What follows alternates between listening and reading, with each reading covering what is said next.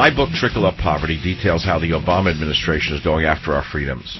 From the nightmare on Wall Street to the nightmare that is Obama's healthcare fiasco, which I call the health scare fraud. Joining us now to talk about this is Robert Scott Bell.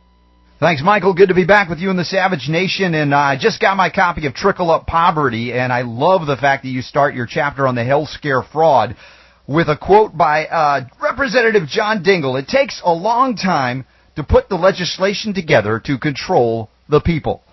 And isn't that what it's all about? The Obama administration and the far-left Democrats wanting to control every aspect of our lives and health, and not for our betterment, but of course for their betterment, their empowerment, not empowering the people to care for themselves like we know and like you have written so many times in your books on nutrition. Exactly. Yeah, this week the news is very interesting with the drug industry. They have done a top 10 list. No, not a David Letterman thing, but the drug makers top the list of the Department of Justice fraud settlements. Evidently, in the 1990s, the drug industry repeatedly was named the most profitable industry in the world. We know they lobby harder and more than any other industry. And a decade later, the industry also tops that more dubious list, the number one source of fraud-related settlements with the Department of Justice. You and I were all for free markets, and we want, medicines to be out there along with herbs and to have access. The American people should have access to this and this information, but they only like a monopoly, and unfortunately those big government leftists and those big government Republicans don't seem to mind the concept of corporate welfare and granting one group or one, let's say, form of medicine monopoly status in a country that once long time ago, actually embraced liberty. Right. And so the monopoly, of course, led to this so-called health scare fraud, which you talk about in Chapter 5 of your book. And this is where we want to go today, because there's a lot of stories coming out about the illicit activity operating between Big Pharma and Big Government, how you can almost not tell where one begins and the other ends. And depending on who's in charge, like the Democrats started getting more drug money once the Obama shift was on, and of course as the shift kind of moves back toward the Republicans, we're seeing that money shift again. So they play both sides of the equation, so they never lose. It's like going into a house of gambling where everything's rigged. Well, I've been saying that for years on the Savage Nation. And of course, we're seeing, somebody throwing a wrench into it with some of these Tea Party candidates. Should they actually have the guts to stand on principle when they get elected, we may see some significant changes, which we're all, of course, working towards. Now, health scare is something that happens because we have been disconnected from our birthright in healing. The access to natural doctors utilizing holistic methods in nutrition, combating deficiency diseases. We have to see absurdities in science like this article that just came out about obesity in children. What did it say? You won't believe it. Obese children have signs of heart disease, typically seen in middle-aged adults. Now, most people will be shocked because, obesity, heart disease in children, outrageous. What outrages me is that the scientists, the docs, have come to the point where they accept, as a matter of course, that middle-aged people have heart disease. And they get it, and that's normal. That's okay. No, that is not okay. When we accept that people in so-called middle age are just, it's just going to happen because you're in the middle of your life cycle, you're going to get cardiovascular disease. Obviously, we've dumbed down health to the point of expectation of degradation, inflammatory diseases that are requiring health scare interventions from Barack Obama, Scary Harry Reid, and Nancy Pelosi. And even before they became the scene players, we had, of course, the Republicans that fully endorsed the medical monopoly. Well, of course. So we're not arguing in favor of either. What we want is freedom here. And the fact that they acknowledge that in middle age, you just expect everybody's going to have cardiovascular disease symptoms. What we're upset about is that now children are too. Well, that's bad enough. Now it's worse. And then we come back to another disease we've covered, and you've covered on the air as well, Michael. Well, what is that? Diabetes. The diabetes is supposedly doubling or tripling in the United States by the year 2050. They can't throw drugs fast enough at the American people. And, of course, none of the drugs, glucophage, metformin, any of these things, actually reverse diabetes. And it's a multi-billion-dollar industry. Well, look, it's all about money and power. Yet scientists know about certain trace minerals. Again, we come back to nutrition, just as you've written in your books, Michael. Well, like what? That the mineral chromium, for instance, is essential for blood sugar metabolism and is substantially processed out of a significant portion of the average American's diet. So that gross deficiency of chromium, of course, inevitably leads to a gross increase of diabetes. Why has our scary Harry Reid and company not promoted something that is scientifically validated and known throughout the medical circles, that the chromium molecule is essential for transport of sugars, converting fats back into sugars, however you want to do it, and elimination completely of diabetes? I mean, you look at women with what they call gestational diabetes, for instance. Think about this. The mineral chromium is one of the first minerals to pass through the placenta to the baby in mass, which, of course, enhances growth and assists, in fact, in maintenance of genetic integrity. It's chromosomally protective. But you have pregnant women all over this country that are near the breaking point for gross chromium deficiency. And then, of course, the high demand by the fetus that's developing into the healthy baby.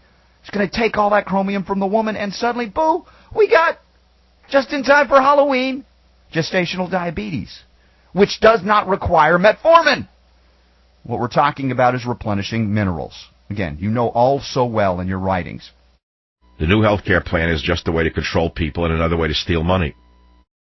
Studies have also shown, Michael, that women who manifest this gestational diabetes have an increased incidence of later developing full-blown diabetes at an average age younger than women who didn't have it. So clearly we see this deficiency repeating, yet billions of dollars are at stake. So if we can do it for pennies on the dollar, reversing diabetes with a simple mineral supplement, that, of course, can't be allowed. And in fact, I've talked to some of these manufacturers, mentioned this before, that I've seen it time and again, this reversal with the chromium. But these manufacturers are frightened to death of that link. Why do you say that? Because the moment that a supplement is linked with reversal of disease, then the company is treated as if they are, a terrorist organization.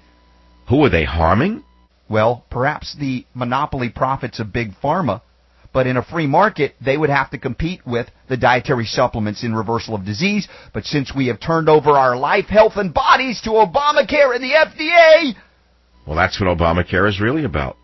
No supplement will be allowed to acknowledge its role in prevention, curing, of treating, mitigating, anything to do with disease. Only mild references to structure, function, and if they can eliminate them, the bureaucratic oligarchy at FDA and FTC would eliminate them very, very quickly to protect those that pad their pockets, the revolving door between big government and big pharma. Further proof that liberals do not want people to empower themselves with natural medicine.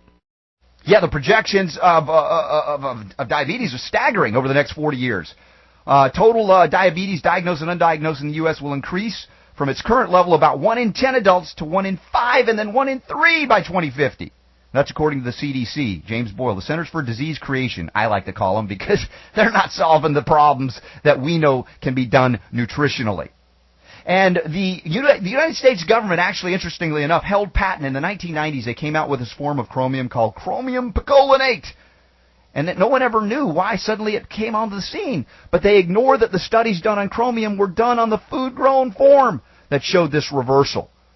So that's empowering the people to heal as opposed to empowering the government-purchased monopoly to limit the freedom of Americans to recover from disease without asking permission, right? This concept, we must ask permission to heal. Look, the mentality in Washington is that we have no power, they know everything, and they don't care what the people say. These people in D.C. do not know how to take care of their own budgets. Over the past few years, U.S. government debt held by the public has grown rapidly to the point that, compared with the total output of the economy, it is now higher than it has ever been, except during the period around World War II. That's from the Congressional Budget Office, July 27, 2010. And we talk about a deficiency disease. It happens economically. That's why I always try to tie in all of these principles together. that they matter and they apply everywhere, economically. Economic Twinkies we talked about, as opposed to whole food or whole money. Money, as the Constitution says, that is gold and silver. Not backed by it, it is that. Or at least allowing the American people to decide what they want to use in exchange for goods and services. But that's too much freedom. We treat you as, if I'm a bureaucratic, oligarchy, elitist, Democrat, or even sometimes Republican, would say, well, no, you can't be allowed to control your own economic destiny. We have to force you to utilize paper scraps backed by nothing.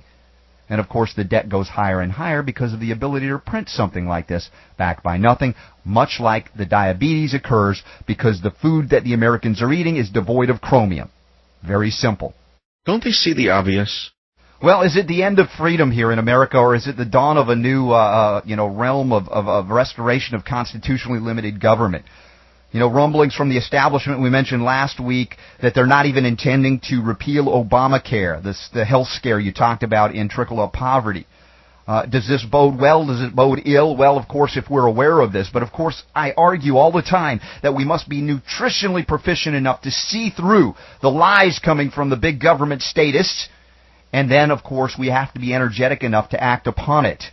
And that's why what you do is so important, and getting this concept of mineral and nutritional deficiencies out to the American public so that they can be corrected without the intervention of big government, precisely because big government is standing in the way of this information getting out.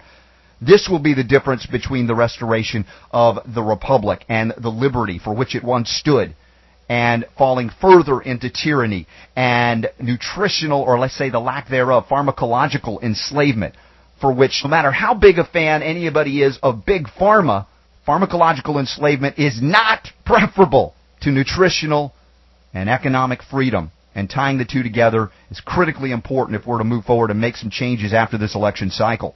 Thanks for the report, Robert. Thanks, Michael. If anybody wants to learn more about some of these stories we've been covering together, please have them go to my website at robertscottbell.com. I cannot stress enough how important it is to get informed before the election on what is going on. I truly believe that trickle-up poverty is the best way to get informed. Then you make up your own mind. I'll be right back.